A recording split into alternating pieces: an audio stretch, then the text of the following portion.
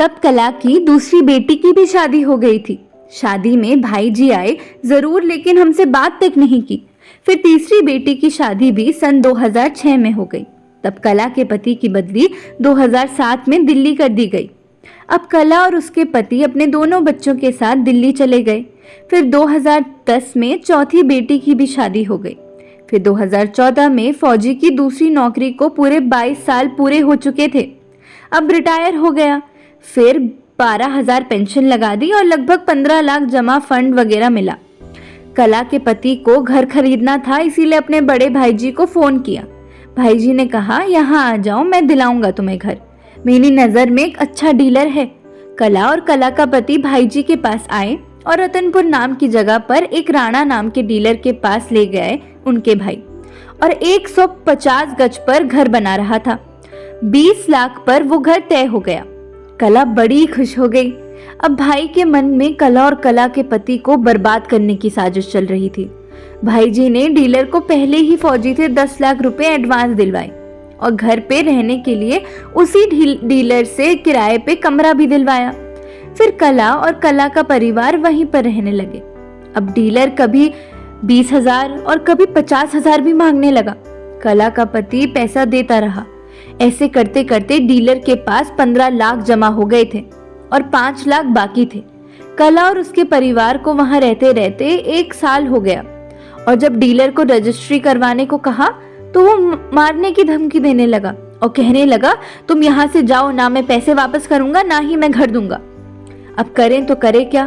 भाई जी के 3-4 घर थे, लेकिन उन्होंने कुछ नहीं कहा।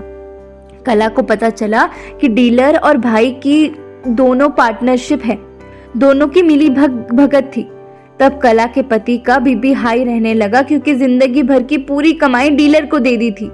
पति को संभालना मुश्किल हो रहा था। कला सोच ही रही थी, अब करे तो करे क्या। कभी इधर उधर भटकने के बाद भी कुछ पता नहीं चला। उसके बाद कला को याद आया कि उसके मायके का एक लड़का शहरी विकास मंत्री है।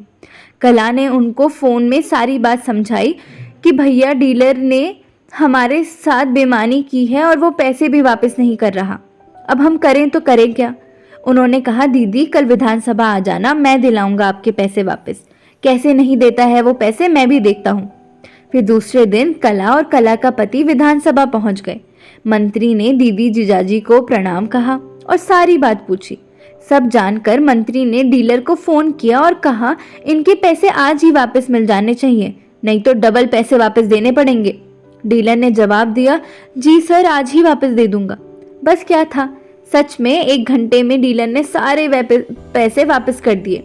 तब कला के पति ने दूसरी जगह जमीन खरीदकर वहां मकान बनवाया और 8 लाख का बैंक से लोन भी लिया, और घर पूरे 24 लाख में बन के तैयार हो गया। फौजी को 2 पेंशन मिलती थी, एक पेंशन लोन में कट जाती और एक पेंशन घर चलाने के लिए हो जाती। और तब 9 साल हो गए और लोन भी चुका दिया, और तब दोनों पेंशन भी काफी बढ़ गई। फिर चंद्रकला और उसके पति का आराम से बुढ़ापा कटने लगा और सब आराम से रहने लगे। ऊपर वाला जो भी करता है अच्छे के लिए ही करता है। ये थी चंद्रकला की पूरी जीवन गाथा। ये कहानी यहीं पे समाप्त होती है। पूरी कहानी विस्तार में जानने के लिए इस कहानी के सारे पार्ट देखें। धन्यवाद।